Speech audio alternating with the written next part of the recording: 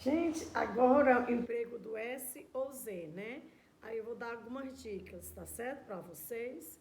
Então vamos lá. Se eu tiver um verbo, tá certo? Terminado em isar, isso é derivado de palavras escritas com S no radical.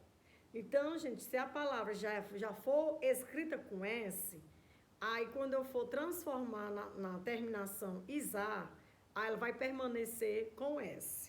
Mas se a palavra, vocês perceberem que não tem a presença do S no radical, aí você vai escrever com a letra Z.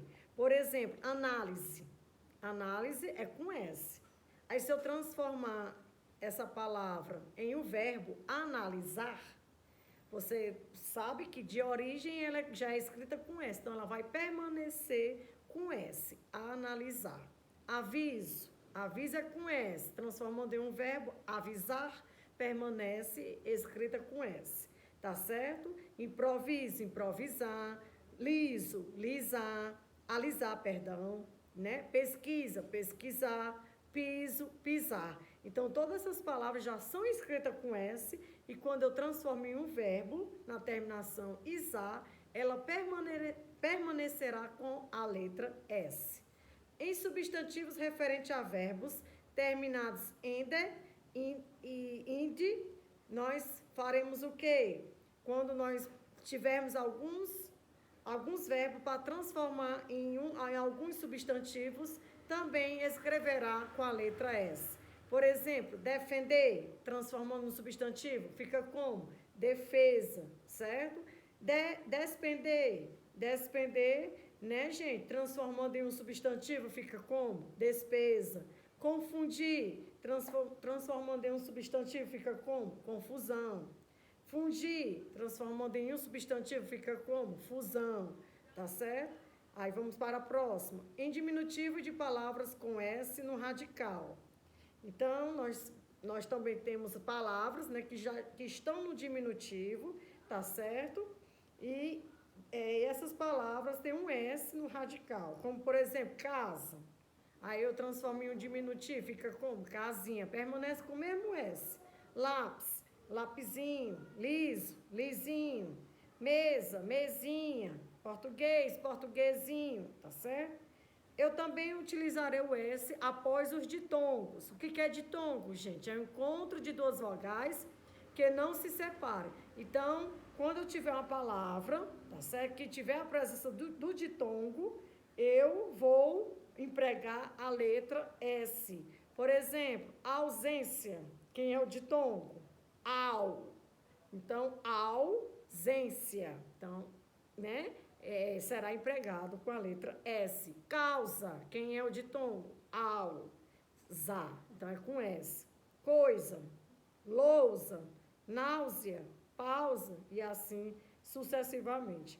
Eu tenho alguns substantivos próprios, como Isabel, Tereza, Neuza, Suzana, Eusébio, Souza. São todas palavras escritas com S.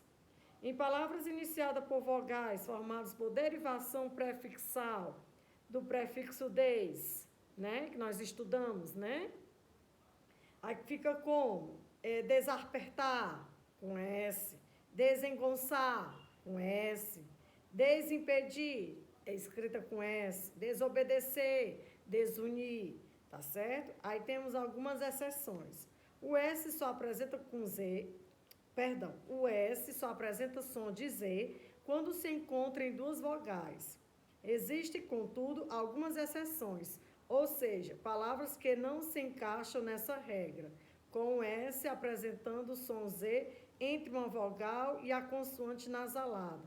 Né? Aí nós temos intransitivo, transação, transacionar, transacto, transamazônico, transeunte, transição, trânsito, transitório. Essas palavras são escritas com S, mas tem um som de quê, gente? De Z, certo? Nós temos algumas palavras homônimas, tá certo? Com Z e com S, né? Para fazer essa diferenciação entre essas palavras. Com Z com S, significa o quê, gente? Com Z com Z. Com Z com S significa costurar. E cozer com Z significa o quê? Cozinhar. Maisena com S e maisena com Z. Maisena com S significa o quê, gente? Farinha de amido de milho. E maisena com Z significa o quê? É uma marca, é um tipo de marca, tá? Nós temos vaso com S, vaso com Z.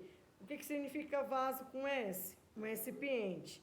E vaso com Z significa o quê? Deixar sair o conteúdo.